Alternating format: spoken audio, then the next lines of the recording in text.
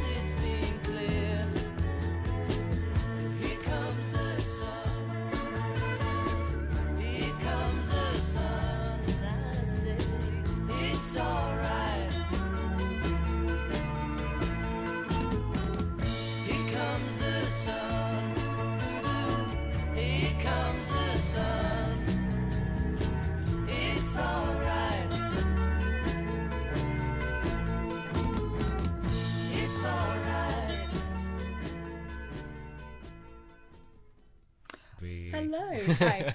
So researchers have found that there are two dials on the brain which help to explain how chronic stress affects decision making. So prolonged stress boosts an autopilot mode in the brain which favours habitual behaviours and reduces deliberate decision making. So it's only been studied in mice so far, so it needs to be confirmed in humans still. But it does seem likely as people who are under chronic stress are more likely to resort to habits such as like smoking or drinking. That makes sense as to why I just repeatedly watch the same TV shows. Yeah, that'll do it. That'll do it. Yeah, so it's not super nice, but they had two groups of mice, and both groups were really hungry, but one group was exposed to mild stress, like damp bedding and white noise, which is really sad. That stressed me out. And the others were a control group, which were hungry, but they weren't stressed. So all of the mice were taught to press a lever for pellets, but after being fed, the unstressed group stopped pushing the lever, and the stress group carried on pushing the lever regularly for more pellets. So the researchers basically said that this is a behaviour which is more automatic than goal-driven. Okay, that makes sense. Yeah. Right. So they then went and traced these behaviours to 2 pathways in the brain, which lead from the amygdala to the dorsomedial striatum, I believe it's called. Oh my goodness.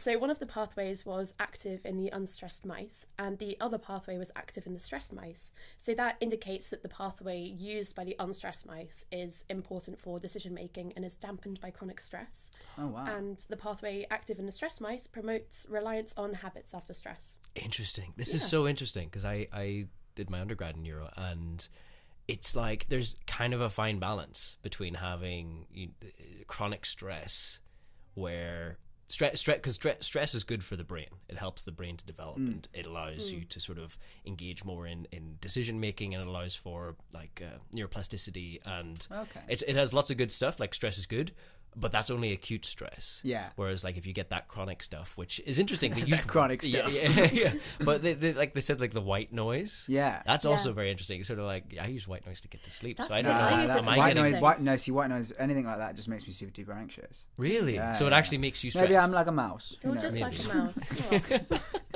That's awesome. Brilliant. Yeah. Any what else happened in the news? So I'm sure you both know what mummification is, but for any listeners classic. if you don't, so it's an ancient Egyptian practice of preserving the body and the soul for the afterlife, which the ancient Egyptians did using oils and waxes and balms to embalm the body. So researchers have been investigating if the smell of Egyptian mummies can help them find out what materials were used for mummification. That's kind of cool. Oh, they're huffing mummies. Big mummies. That's wild. Well, It's yeah. an indie band name. It so is, isn't it? So basically they use these small pumps to extract the air from around the mummies, so like in the sarcophagi, so the mummies which they were testing. And then each sample was sniffed by 8 experts who rated them for the intensity of 13 different types of odour. Interesting. And then they also analysed each air sample to identify the volatile compounds that were in the samples. Imagine, That's imagine getting the job of a mummy Yeah, sommelier. coming home Yeah. from a long hard day's work, sniffing mummies. Yeah, that's a great. It's oh my God. yeah. I'm not sure it's the job I'd personally want to go for. How much but- do you think they get paid? So some of them smell woody, some are spicy, others were sweet. Then they also said that a couple were, to quote from the article I saw this in, rancid, and like a slightly mouldy. Similar to that of, like- I'm thinking like mothballs, sort of like Yeah. that sort of Yeah. like I a don't know. musty. I feel like a mothball isn't rancid. No, I know, but I'm imagining like that a mummy would smell like musty and like Yeah. I don't know. I feel like- not good. I would have assumed not nice. Yeah. Why are they doing that? What do they want to try and get out of it? So basically, the mummified bodies shed loads of light on ancient Egyptian civilization. So researchers can learn a lot about health and disease and the environment, and also about religious practices from mummies. Okay, yeah. And the really, I thought, just incredible thing that I saw in this article was it means that they can also provide museum curators with synthetic mummy smell That's to cool. engage audiences. Oh, That is really cool. imagine going to the gift shop and getting like a perfume. Eau de mummy. Eau de mummy. Yeah. I feel like that might be a slightly different audience. Anyway, moving swiftly on. What else have you got for us? Yeah, so the last thing I have for you guys is it turns out that mice attempt to revive other unconscious mice. I saw this. Did you see the video? Yeah. Yeah. Oh no. So It's amazing. it's suggesting that our inclination to help others is very deep in the mammalian heritage. Okay. So similar behaviour has also been seen in bigger-brained mammals like elephants and dolphins. Okay. Yes. But it's not been documented in small mammals before, so it's it's really exciting. Oh, little mice. And you're saying that they're giving first aid. They're not like giving like CPR. No, they are genuinely. they? If you watch the video, the mice are literally doing like It's chest amazing. compressions. How do they do it? So I haven't seen about the chest compressions, No, but what I have yeah. seen is so they use this thing called tongue pulling, which is the video that I've seen at least. Okay. And it's where they bite onto the unconscious mouse's tongue and then pull it out of the mouth. So it makes sure that their airways aren't blocked, and it also enlarges the airway, I read, so helping the mouse to recover. Oh my god, so it can breathe properly. Yeah, which That's is amazing. so sweet. Yeah, and it sounds pretty painful. What's the chest impressions? I don't know. You were I think talking about? maybe I may have jumped the gun a little bit there in terms of. Yeah, they're doing it to stay Yeah. alive. Yeah, and they- everything. Small mouse AEDs kind of shaving the Yeah, patches. because I saw the tongue thing as well, but I Yeah. think maybe I may have made a A leap little that wasn't dream. there. So it doesn't necessarily mean that the mice are intending to actually help their companions like consciously. Okay.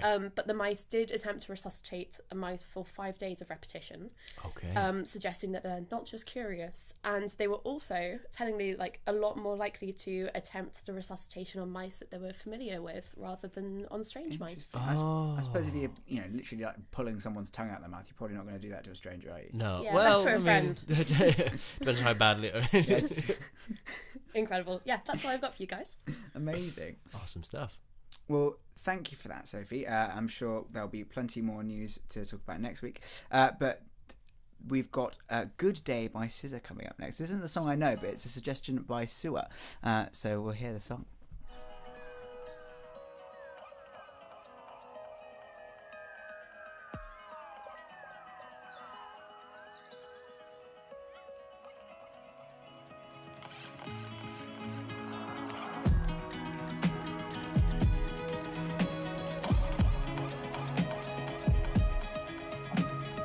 Good day in my mind, safe to take a step out.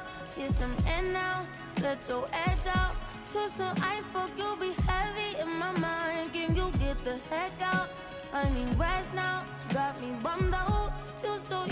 You, baby, baby, baby. I've been on my empty mind, shit. I should've kept from losing the best in me. I worry that I wasted the best in me. Oh, yeah, baby, you don't care. So now I'm trying to be a nuisance, it's just urgent. Trying to make sense of little change, got me a war in my mind. Gotta let go away, can't keep what's holding me.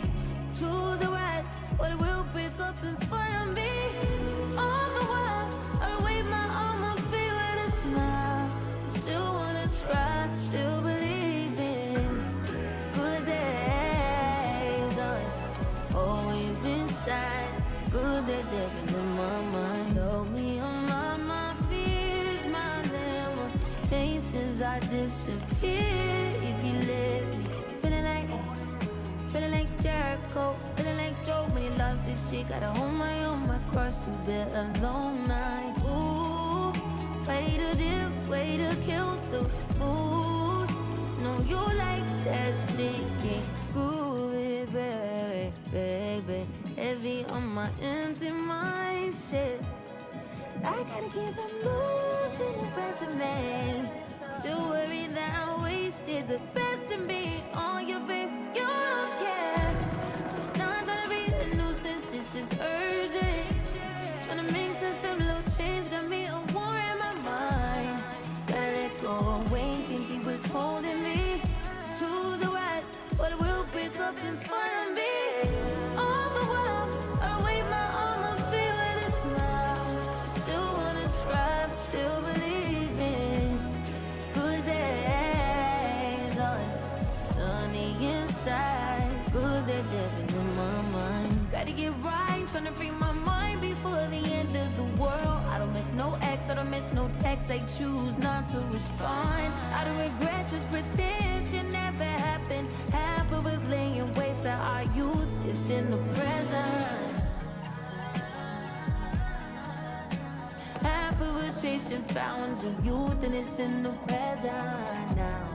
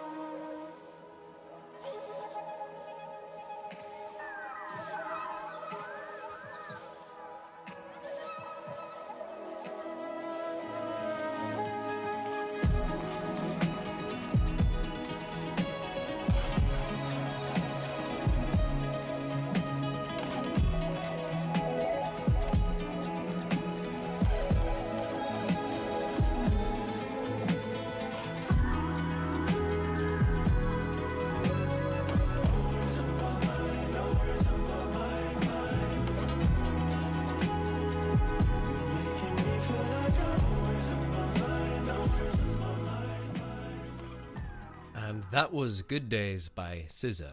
Now, scientists and musicians are collaborating to bring improvisation back to Western classical music. Research on brain activity suggests that improvisation could have an impact on the well-being of musicians and non-musicians alike. We're going to hear from Hardy telling us why this is important, how people are doing it, and what it could mean for all of us.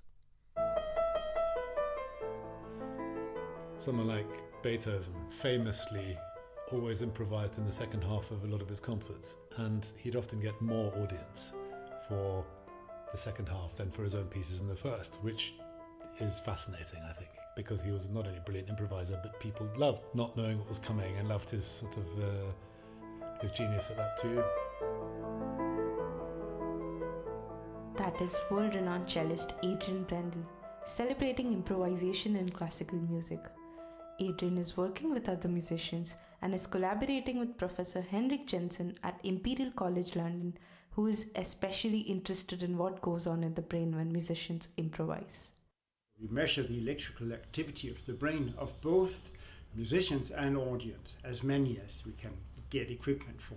And then we're trying to identify what the differences are between these two modes of performing the music. And one thing we found was that what is called the complexity of the brain signal, so how varied, how diverse the operation of the brain is, we find is higher during this let go improvised mode than it is during strict.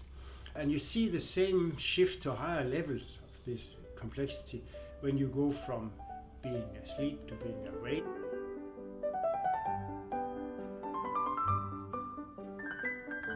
This is the music of Austrian early romantic composer Johann Nepomuk Hummel, who was a keen improviser and urged his fellow musicians to follow suit.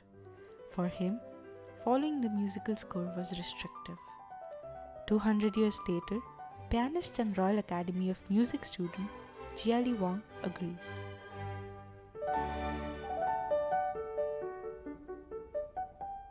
You know, for 99% of our performing lives as classical musicians, we are playing music that was written by others.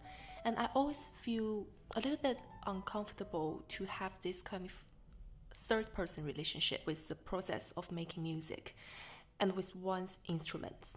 So for me, improvisation is a chance to find my own voice on the instrument and to use my imagination in ways that I cannot do in the same way as when I'm playing repertoire written by someone else. Today, improvisation in classical music is still rare. Since 19th century, Western classical music has been all about faithfulness to composer's score. We sort of entered through the recording age, a chunk of time where it was so much about perfection and distilling everything to almost a kind of purist idea of what the composer wanted, that we as interpreters became rather streamlined in that respect and had to focus on just that in a way. And improvisation died out. Henrik's research even found that when musicians are less focused on perfecting every note, audiences tend to enjoy it more. During what is called the tinkle factor moment, that's when the music is really capturing and you feel that the hairs in your neck are tinkling. These very special moments of the music, what we found was that the brain activity measured by the EEG of the performers and of the audience is more or less identical.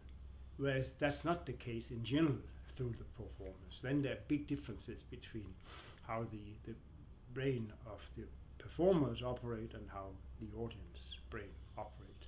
But these special moments where there is really something exciting going on, you could say that what the musician managed to do is sort of put an imprint of their own brain on the audience. Beyond the concert hall, Henrik and his team are now trying to extend their study to help both musicians and non-musicians alike. The idea is not that everyone should first learn to be high-performing musicians. No, the idea is that we have a situation here because of these musicians can either improvise or not improvise, where we might be able to get some neuromarkers of what improvisation means other words, try to understand how are there specific pathways in the brain, specific areas that link together in a certain way when you improvise. And if you could identify this, then maybe you could develop something like what is called neural feedback, where you train people to be better at improvising simply by them learning how to activate these pathways in the brain. And this, funny enough, right now, we are trying to see if we can find collaborators to try to develop some insight and maybe even devices that could be used in general for mental health and anxiety treatment.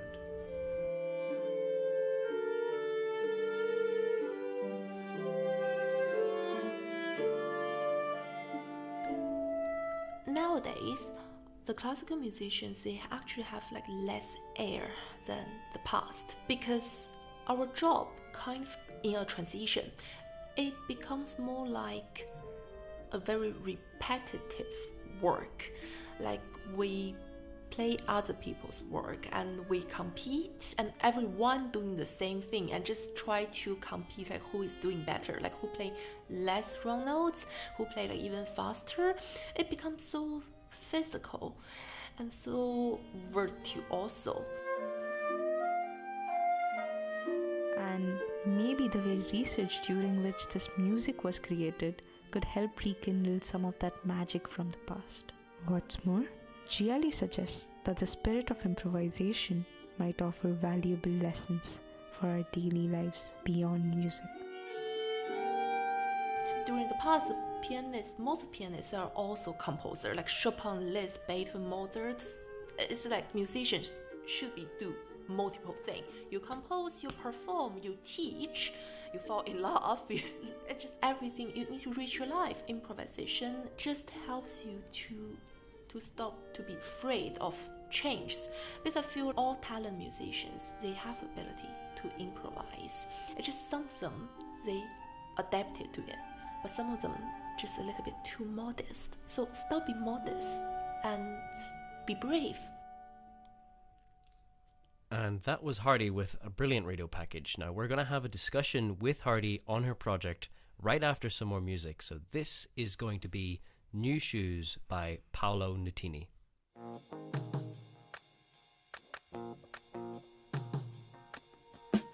Woke up cold one Tuesday. I'm looking tired and feeling quite sick. I felt like there was something missing in my day-to-day life. So I quickly opened the wardrobe, pulled out some jeans and a t-shirt that seemed clean, topped it off with a pair of old shoes that were ripped around the seams. And I thought, these shoes just don't suit me. Hey, I put some new shoes on and suddenly everything's right. I said, hey, I put some new shoes on and everybody's smiling. It's so inviting, no short on money but long on time. Slowly strolling in the sweet sunshine, and I'm running late and I don't need an excuse, 'cause I'm wearing my brand new shoes. Woke up late one Thursday and I'm seeing stars as I'm rubbing my eyes, and I felt like there were 2 days missing as I focused on the time. Then I made my way to the kitchen, but I had to stop from the shock of what I found. A room full of all of my friends, all dancing round and round. And I thought, hello new shoes, bye-bye blues. Hey, I put some new shoes on and suddenly everything is right.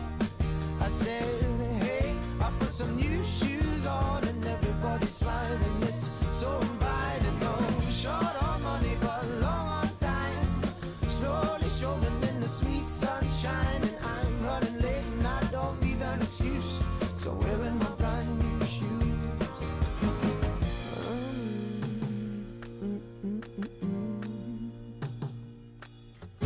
Take me wandering through these streets where bright lights and angels meet. Stone to stone they take me on. I'm walking till the break of dawn. Take me wandering through these streets where bright lights and angels meet. Stone to stone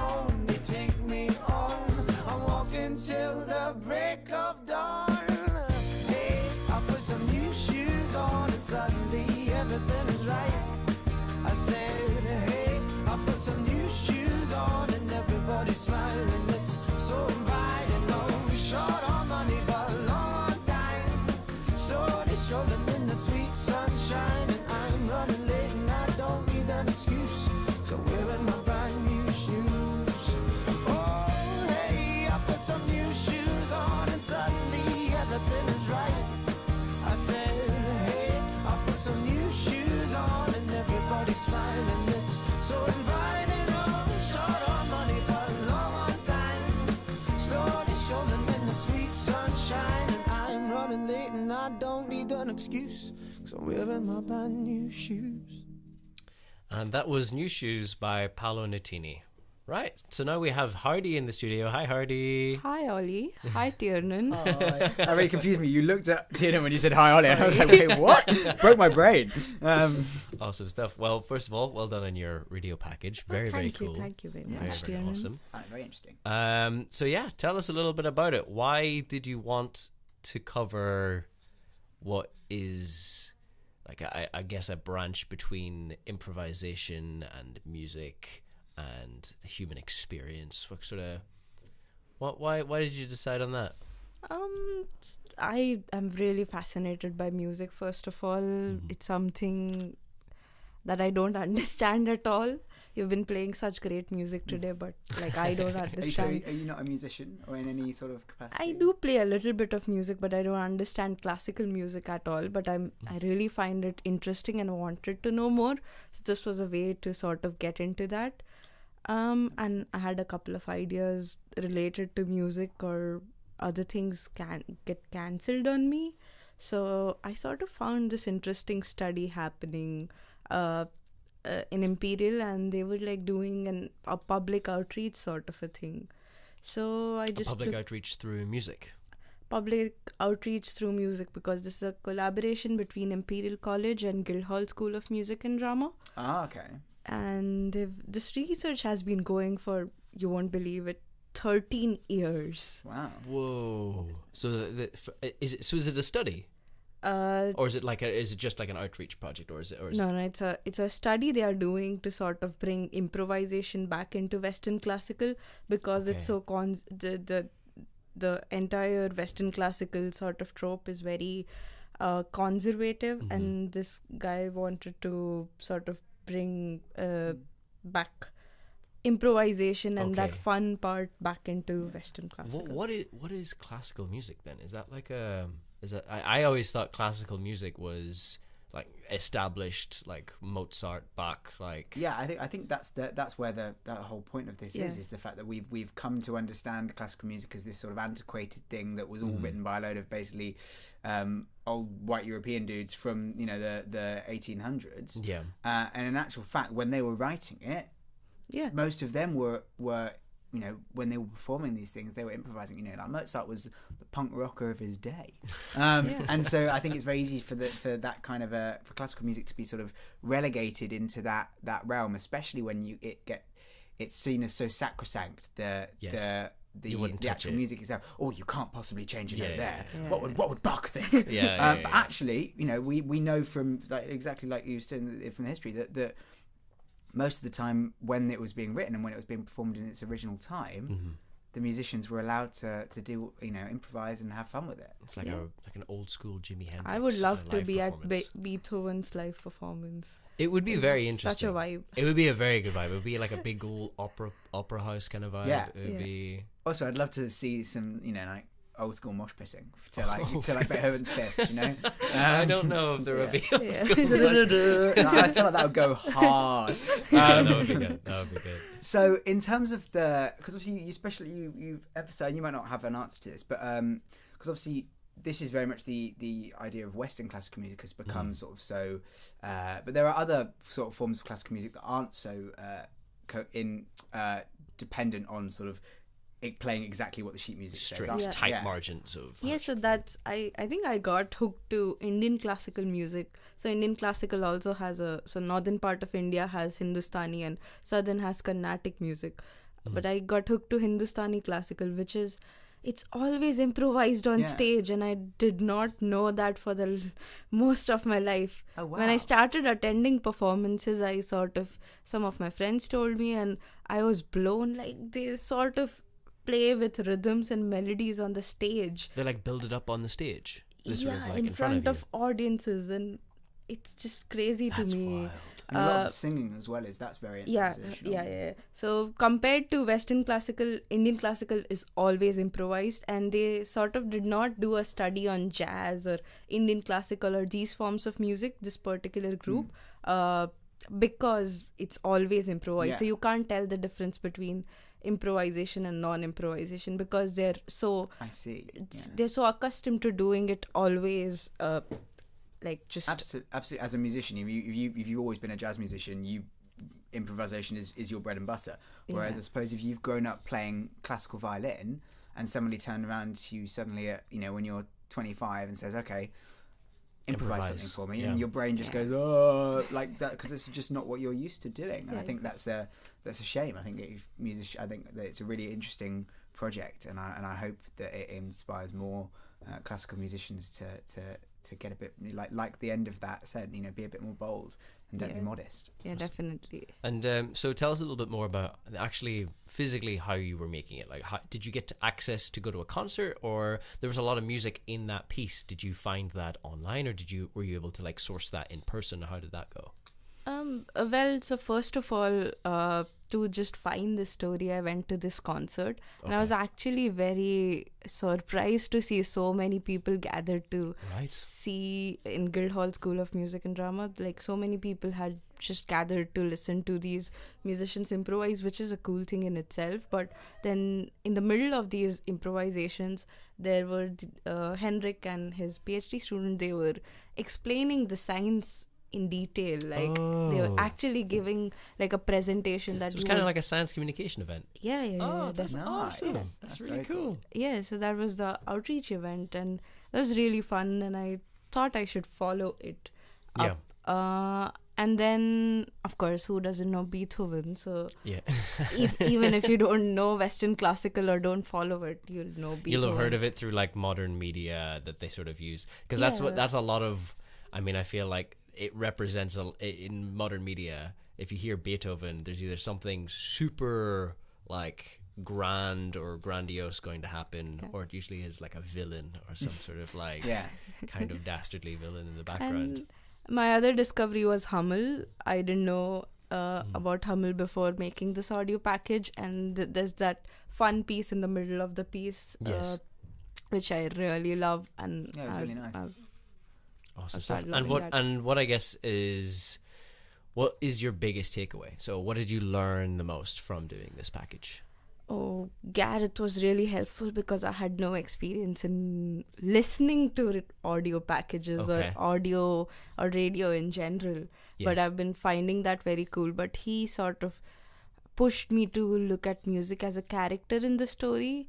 Give music enough breathing time, like let the Beethoven piece breathe on its own before moving to explanations, and like when there's tingle, like let the music tingle then. I love that little phrase, the tingle feeling. We'll be talking a little bit about that tingle feeling and the science behind it later. I think that's and thank you so much for coming and talking to us about it, Hardy. I think that's all we've got time for. We're going to have to move on to our next song, but I'd love to sit and talk about classical music all day. This was lovely. Yeah, we should. I would love to go to a concert where they're just improvising. That'd be so cool. That'd be great. Improvised Bach. We love it. Well, the next song we have is "Feel It Still" by Portugal the Man.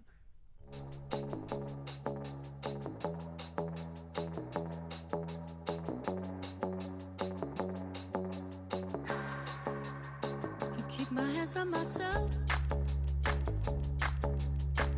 Pick out dust them off, put them back up on the shelf. Kiss my little baby girl is in need. Am I coming out of left field? Ooh, I'm a rebel just for kicks. I've been feeling it since 1966 now. Might be over now, but I feel it still. Ooh, I'm a rebel just for kicks now. Let me kick it like it's 1986 now. Might be over now, but I feel it still.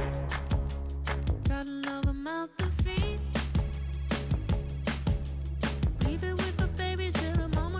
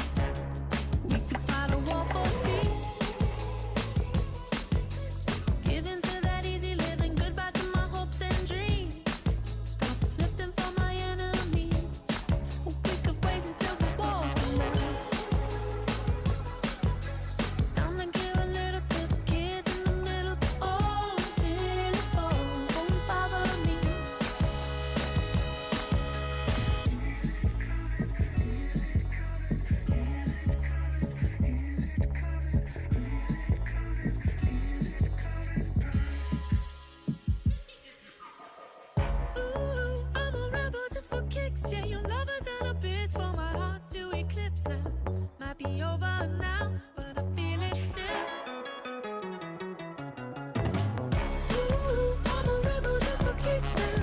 I've been feeling it since 1966 now. Might be over now, but I feel it still. Ooh, I'm a rebel just for kicks now. Let me kick it like it's 1986 now. Might be over now, but I feel it still. Not I had your fill, I feel it still. And that was Feel It Still by Portugal the Man. So, we have... this is the midway. We are halfway through our show, and this is a perfect time to tell you to have a look at our Instagram. We are iScience Media on Instagram. We're also streaming on YouTube at the moment, so if you are listening along, drop us a comment and we'll have a little look and we might be able to give you a shout out. Amazing. Fantastic. Now, Ollie, you have a little section, as you were talking about, that little tingly feeling, perhaps? Yeah. So have you ever been listening to a piece of music and got chills? Yes, it happens quite a lot. Yeah, absolutely. I get it all the time. Well, this sensation is called frisson. Frisson. Yeah, a bit French. A bit French. Yeah, it's that feeling of getting chills or your hair's standing on end in a sort of as an emotional response to a piece of music or maybe someone saying something. But most commonly, people feel it when it comes to music. Yes. Apparently, it's something that about 90% of people experience at some point in their life. But only around 25% of people get it regularly. I feel like I get it all the time. Yeah, I mean, I don't know if it's because of what music I listen to, or if it's like specific songs, or if it's a specific thing. But I feel like it happens almost at one point throughout listening to songs. Absolutely. I'll get like that. Ooh, this is a great bit. Yeah, so some studies have shown that personality type affects your likelihood of being someone who experiences this a lot. So the main personality type. Yeah, the main determinant was whether or not you're sort of actually open to new experiences, and if you're sort of the kind of person who's open to new experiences, and also if music is a big part of your life. Okay. So if you have a background playing an instrument, or if you maybe are just a real lover of music, then you're more likely to have this feeling. And studies have shown that there's no like determinant between genre. Like if you're a classical music fan, you're as likely to get it as someone who likes heavy metal. It doesn't make a difference what kind of music you're listening to. You'll get it regardless. Okay. And they think that basically people who experience this actually have stronger connections between the auditory center of their brain and the emotional center of their brain, which I think is quite cool. So that portion of the brain that's connecting your auditory processing and the emotional processing, it's like a strengthened link? As in you literally have physically more synapses, more connections between those two sections of your brain. I see. If you are someone who regularly experiences this, which is quite cool. So you're probably wondering, like, what is the reason we feel this? Like, why? I mean, I guess, I don't know. If I was to take a stab in the dark. Well, given that you do have a background in neurobiology. Yeah. Oh, no, I'm not going to take into that. I was just going to be like, sometimes I felt like it was maybe like a series of chord progressions, or maybe like a series of things that you might find familiar or associate there's a secret chord maybe that David might have played. Could be. Niche reference there. Well, not that niche. Yeah. So basically, that's an element to it. They reckon that there's different kinds of music that are more likely to get it that feeling in the most amount of people. So it's things like when a texture of music changes suddenly, or that first moment that a voice comes in. But one of the biggest things is when a voice is singing really high, and you get that sort of that really like almost we'll hear an example of it now. I'm going to play you a short clip of the isolated vocal of the backing singer Mary Clayton on the Rolling Stone track "Gimme Shelter," and I'll see if this does it for you. It's just a shot away. It's just a shot away. Whoa, till love. It's just a shot away. It's just a shot away. Yeah. Rape, murder. It's just a shot away. It's just a shot away. Rape, murder. So did that work for you? It did, actually. Yeah, that was quite nice. Yeah. That's a really great song. It's a tune anyway. We might play you the whole thing later. But so they reckon that essentially that feeling of that's the fact that it's really high pitched. It almost sounds like a cry, a scream for help. And they reckon that actually links back to our evolutionary biology. Our brains, exactly, the fight or flight response, and our brains are hardwired to recognize that sound of distress and go, that could be danger. And so that's why we get that sudden feeling, apparently. It's like an adrenaline rush. Exactly. And then that doesn't really explain why it feels good. Any idea why that might be?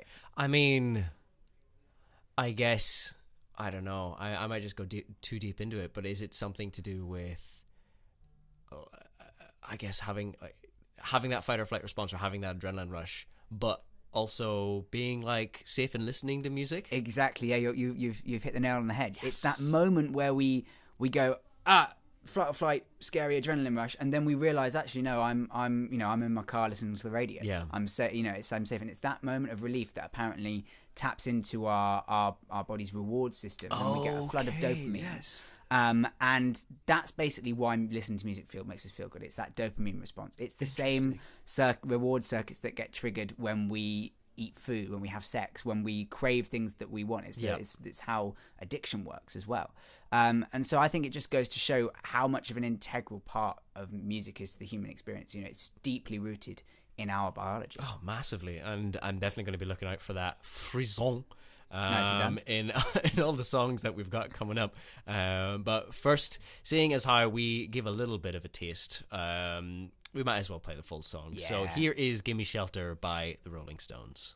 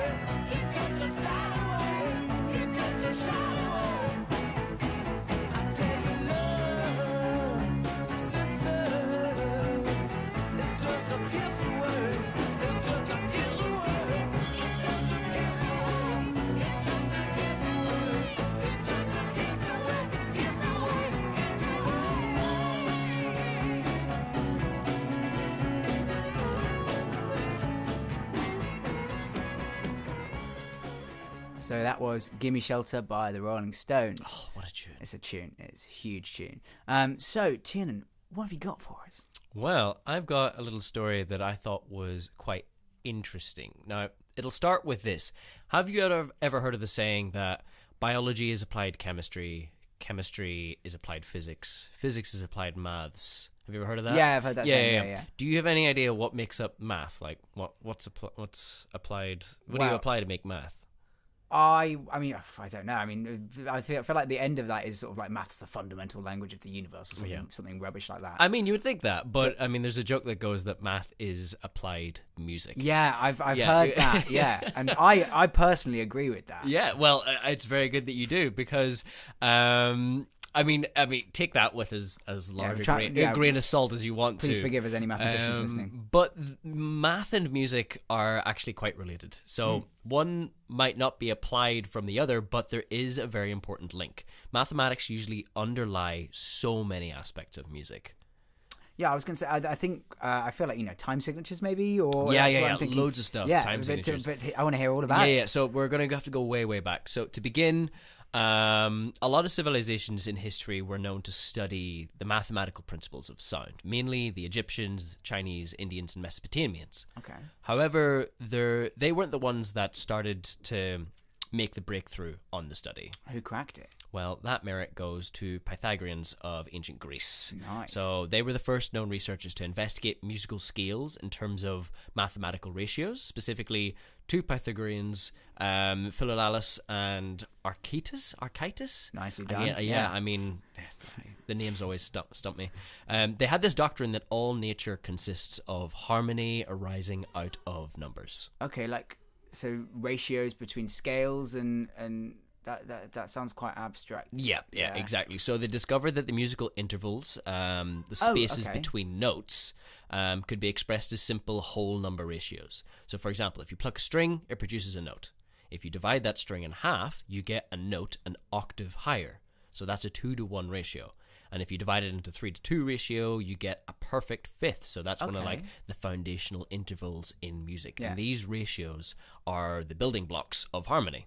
Wow, so music is literally built on math. Yeah, exactly. And it doesn't stop there. So rhythm too, as you said, so that is also deeply mathematical. Think about it like a 4/4 time signature. So that is a fraction, and every beat is a division of time as you go through the bars. Without these mathematical structures, music as we know it wouldn't really exist. Like even the way we perceive sound, like frequencies, wavelengths, harmonics, all of that is grounded in math. Wow, that's insane. So maths isn't just numbers and equations. There's this sort of hidden language of yes, of music. Exactly. And it's a little interesting fact is that you know how each pitch has a frequency. Yeah. So like, I think an A is like 440. Yeah, exactly. So well, each one is measured in hertz. Yeah. And so that's what you're measuring frequency in. And as you double the hertz, you get an octave between one note and the next. So an A at, I guess like A above middle C. Yeah. That's going to be half of A twice above middle C. It's sort of, I'm explaining it quite badly. So there is, if you have frequencies at 110 hertz, 220 hertz, 330 hertz, and those are where you can get the notes at. Yeah. You get octaves changing at 110 to 220. And then the next octave change happens between 220 and 440, then 440 to 880. And those will all be the same note, just an octave higher. Yeah, exactly. And the connection goes beyond just ancient Greece. So later in the Middle Ages and the Renaissance, composers like Bach and used mathematical principles to create intricate like fugues and canons, and so making all of those very well-known and well-established principles of music that we know. Even today, modern music production relies on math. So from digital sound waves to algorithms that generate the beats.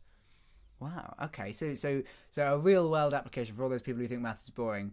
You know, the music that you listen to every day is massively influenced by it. Yeah, massively. And there's actually a genre of music that is quite popular at the minute. I don't know if you've ever heard of it. Have you heard of math rock? Yeah, I've heard of math rock. Yeah. So I mean, I don't know. People have their opinions on math rock. A lot of people, even math rock musicians, don't like to be considered math rock musicians. I personally like it. It's a genre that features sort of odd time signatures, syncopation. It has roots in like the punk and 90s post-hardcore rock scene. Okay. So they have a very, very strange basis, I guess, that they've been formed out of. Yeah, I mean, it's cool. Well, that was really interesting. I love things that link on fields that I wouldn't necessarily think. And yeah, absolutely, music is maths and music go hand in hand. Yeah. Well, thank you so much for that. Well, I think maybe a little bit of math rock might be what we listen to next. Do you think? Let's go. Yeah.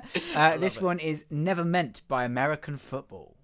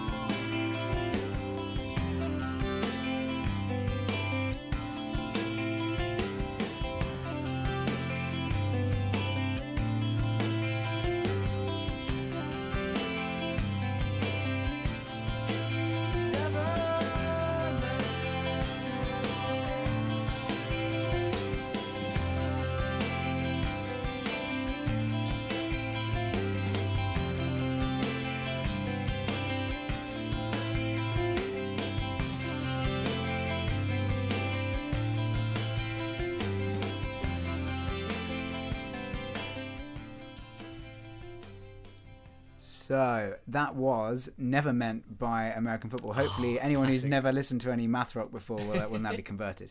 But now we have everyone's favourite part of the show, Sounds of Science. Yeah, so we have Tabby back in the studio. Hi, Tabby. Hello.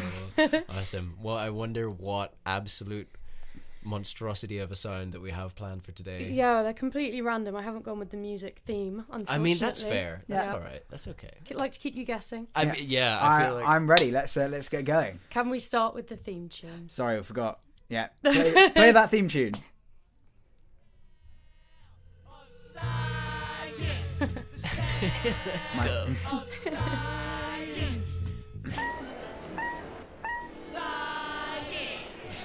There it is. That little syncopated thing that was quite math rocky, if you ask me. You're just hearing it where you can now. Yeah. Okay, shall we move on to the first audio? Yes. I would love that. Oh my god. So it's repeating. Yeah. Seems like a horror movie. I feel like I've seen this thing in a... Tell you what that sounds like. Yeah. That sounds like when you've got like a metal cable. Mm-hmm. And it, like something is like bashed it, and it like the sound that wasn't really the same sound, but the sound. I thought it was absolutely identical. Yeah. The sound when like you like bash it, and the sound is being when like you have the like a wave tense is being metal like, cable. Well, where you hit like a spoon against a table. Yeah, and it's being like rippled ruler. again. The sound is being like rippled along like a really long metal cable. Yeah. Okay. Like Okay. you get Metal on bridges, cable. like suspension bridges. I feel like it's underwater, so I'm gonna go with it's some sort of like measuring device, some sort of like I don't know, sending like sonar. like sending sonar out to like come back kind of thing. Okay, interesting. You're usually much better. That was really rubbish of you. Oh Yeah. no! Okay, right. So that was the alarm call of a crested pigeon. Oh, Tiernan, you should have got that. You should know that. For anyone that needs context, we've got a pigeon lover in We're doing a Tiernan. pigeon documentary at the minute, and we're deep in the trenches at the moment of documentary pigeon production. everything. Yeah. But yeah, basically, the wing feathers of these crested pigeons produce distinct sounds that act as alarm signals when they fly off, specifically when they have to escape. So when they're sort of going away quickly. So it's like sort of like a watch out, like get away. Yeah. Okay, so it's like a communication thing. Yeah, and then all the other ones around them fly off. Do they all? Is it, yeah? I mean, maybe you might not know, but do they propagate that? Is it kind of like a hear it, say it kind of thing? Because like you get a lot of animals that as soon as they hear something, they'll shout Copy out. it. Yeah, like Yeah. I think macaques do it. Yeah, I imagine so, because they don't. When there isn't that sound, they don't. The others don't fly off. Yeah. So they only copy if they hear that sound. Okay, that's fair. So yeah, reliable, Interesting. non-vocal alarm signal. Very cool. Very cool. Crested pigeon. Right, Keep that in mind. let's hear Maybe number we can use two. that audio in the production. Yeah, we should. Let's go to number 2.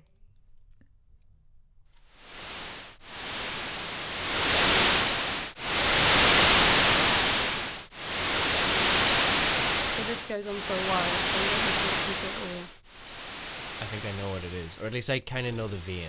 Oh, you know. I think. Okay, go on. I think it's breathing. I was thinking breathing as well. Okay. I think it might be like I don't know, maybe someone like trying to measure their airways, like kind of in the lungs to see how much air is getting through. Okay, interesting. I also think it sounds a little bit like waves, but I think yeah, your breathing thing. I was thinking like it's like a walrus breathing or something like that. I don't know. Like Again, miles off. Really? Yeah. That's a recreation of a volcano singing. What? Of a volcano singing. Yeah, specifically the Cotopaxi volcano in Ecuador. So basically, 2 weeks after it erupted in 2015, it made this sort of strong sound that resonated below human hearing. Is this sped up? So the way they've done it is they recreate the sound using oscillations in white noise, so we can hear it. Okay, so it's so low and it's rumbling. So now that they've sort of like compressed it together, so it's like sped up. Interesting. So we can hear it. But basically, it's a pattern called a tornillo, which is the Spanish word for a screw. So it kind of goes round and round the crater of the volcano. And they think researchers think it's caused by gas released from the magma lake. Interesting. Wow. So the gas, like, it kind of propels itself around. Mm. Oh, so it's like a volcano fart. It's a volcano fart. I don't know if you guys have ever seen it, but there's like a fun like science experiment for kids that people can do. I've seen it, that it's basically you put some like alcohol in what is like a Pringles tube lid. Yeah. And if you light it, it like goes around and around in circles. That's exactly so it. that's probably similar in that sort of, it's like ignited and it's propelling itself around the crater. That's so cool. Yeah, because it specifically happened after the volcano erupted. Yeah. And then it happened 37 times between September 2015 and April 2016. Whoa. So it kept happening after it had erupted. Very cool. I like that. Okay, well, we were way off with the breathing thing, but we've got one chance. We've got one chance. Every week, it's just you surprise us with the sheer randomness, of noises that can be out there. Yeah, let's listen to the third one.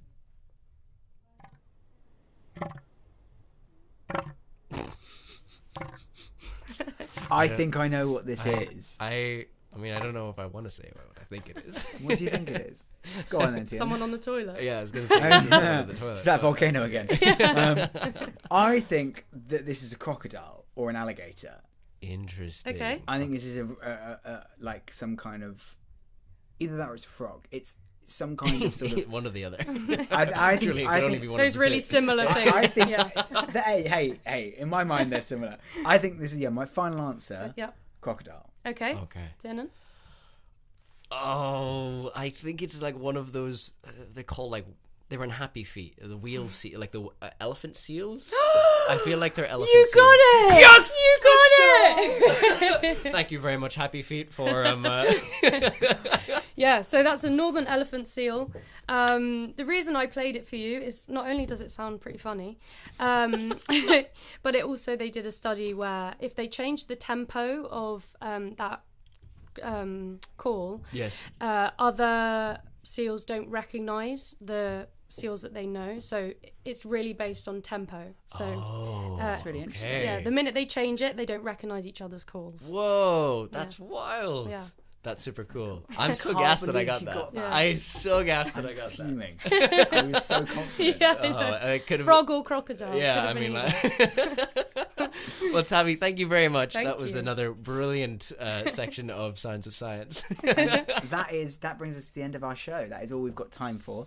Thank you so much for listening. Yes, thank you. And we will be back here next week. But if you are craving more science content, be sure to listen to Science at 1 on Thursday from 1 o'clock to 2 o'clock on IC Radio and YouTube. Thank you to all our guests today, and until next time, I'm Ollie. And I'm Tiernan, and this has been iScience Radio.